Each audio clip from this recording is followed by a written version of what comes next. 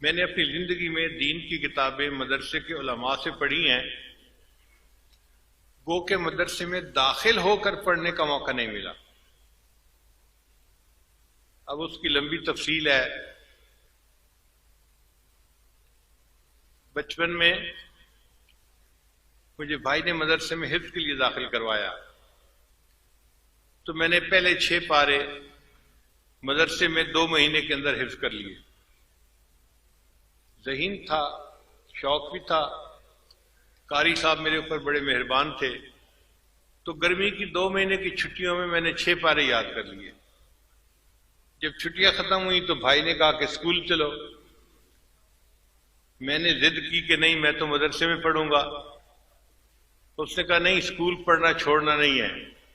वो स्कूल में टीचर थे, मुझे जबरदस्ती स्कूल ले गए। वापस आया तो मैं अम्मी के सामने खूब रोया और मैंने कहा अम्मी, मैंने स्कूल नहीं जाना, मैंने तो मदरसे में पढ़ना है। अम्मी ने भाई से बात की। भाई ने कहा कि नहीं नहीं, स्कूल इसको पढ़ाना है, अगर ये मदरसे की पढ़ाई करना चाहता है तो शाम को पढ़ लिया करे। मैंने पूछा कि शाम को कैसे पढ़ सकता हूं? उनका कि उस्ताद का बंदोबस्त मैं कर दूंगा और तुम शाम को पढ़ लिया करना। तो हमारे शहर में एक मुफ्ती थे, मुफ्ती वलीउल्लाह साहब, शहर के मुफ्ती आजम भी थे, बड़े आलिम थे।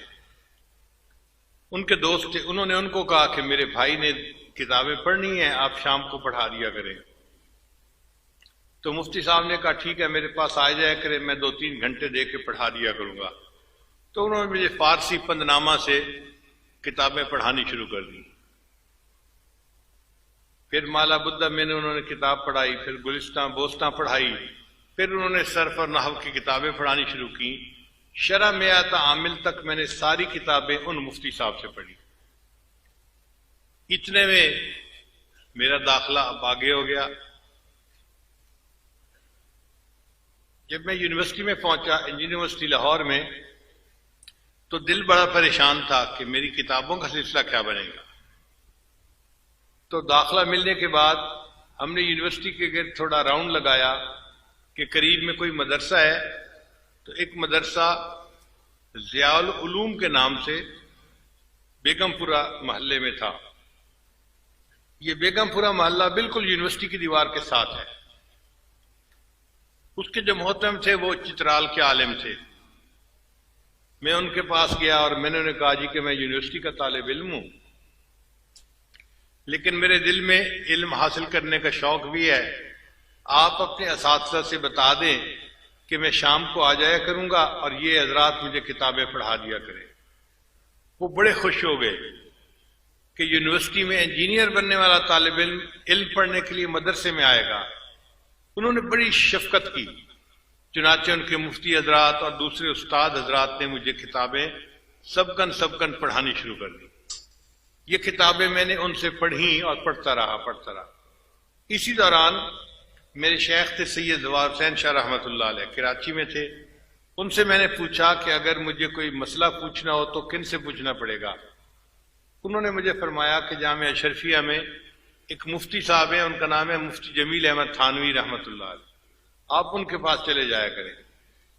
मैं एक दिन साइकिल चला के यूनिवर्सिटी से जामिया अशरफिया आया।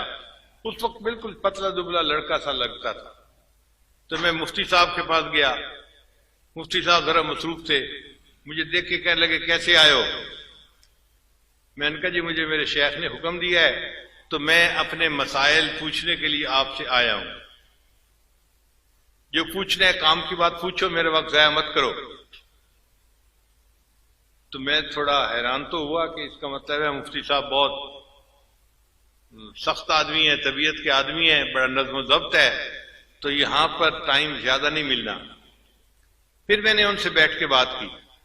मैंने कहा मुफ्ती साहब मैं सुन्नत का शहदाई हूं, ये अल्फाज थे, मैं सुन्नत का शहदाई हूं और मैं चाहता हूं कि मैं हर काम सुन्नत के मुताबिक करूं, मगर मुझे पता नहीं है कि कैसे करना है। मैं आपके पास आया हूं, आप मुझे बताते जाएं, मैं ऐसे अमल करता जाऊंगा। इस बात को सुन के मुफ्ती साहब बहुत खुश हो गए। चुनाचे मैंने उनसे खाने की सुन्नतें पूछी, पीने की सुन्नतें पूछी, लिबास की सुन्नतें पूछी, सोने जागने की सुन्नतें पूछी। हैरानी की बात है कि हमें इस बातचीत करने में 2.5 घंटे लग गए। 2.5 घंटे के बाद मुफ्ती साहब ने टाइम देखा और फरमाने लगे, भाई बहुत ज्यादा वक्त हो गया, मगर आपने बात ही ऐसी छेड़ी कि मैं बात करता रहा। अच्छा, आपको मेरे पास आने की इजाजत है, जिस वक्त आप चाहें आप आ जाया करें और दारुल इफ्ता में बैठ जाया करें, मैं आपको देख लिया करूंगा, तो मैं अपने काम से फारिग होकर आपको बुला लिया करूंगा।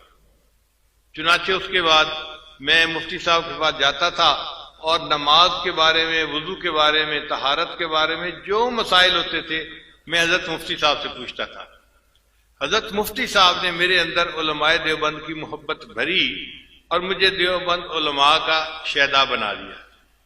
उनकी इत्तबाए सुन्नत, उनके तकवा को देख के मुझे महसूस हुआ कि वाकई ये वो उलमा है जो उलमाए रब्बानीयीन है और इनसे दीन सीखकर उसके मुताबिक जिंदगी गुजारनी चाहिए। फिर उसके बाद बुखारी शरीफ पढ़ने का जब टाइम आया तो एक थे मौलाना मोहम्मद जाकिर साहब, वो बुखारी शरीफ के हाफिज भी थे, कुरान के हाफिज भी थे। उनसे मैंने बुखारी शरीफ को पढ़ा। दरमियान में 1-2 मरतबा मुझे ख्याल भी आया कि वफाकुल मदारिस का इम्तहान मुझे देना चाहिए। मैंने अपने एक उस्ताद से पूछा, उस्ताद जी क्या मैं इम्तहान न दे दूं? तो उस जमाने में वफाक का इदारा नया नया बना था और इम्तहान देने का इतना रिवाज नहीं था। वो जो उस्ताद थे उन्होंने खुद भी वफाक से इम्तहान पास नहीं किया हुआ था, तो वो कहने लगे कि तुम्हें कागज की डिग्री चाहिए या इल्म चाहिए? मैंने कहा जी इल्म चाहिए। कहने लगा ठीक है, इल्म पढ़ रहे हो तो हमने कौन सा अपने उस्तादों से डिग्रियां ली हैं, हम भी उस्तादों से पढ़ के आलिम बनी हैं, तुम भी पढ़ जाओ। तो इस तरह मैं इम्तिहान न दे सका, वरना मुझे इतना यकीन था कि मैं यूनिवर्सिटी में फर्स्ट आने वाला तालिब इल्म था। अगर मैं इम्तिहान देता तो पास जरूर हो जाता और वफाक का मुस्तनद आलिम भी कहलाता, मगर अल्लाह को जो मंजूर वही होके रहते हैं। ताहम 2 इदारे ऐसे हैं कि जिन्होंने मुझे आलिम की एजाजी डिग्री भी जारी की है। इसको मैं अपने लिए सनद समझता हूं और अल्लाह का एहसान मानता हूं।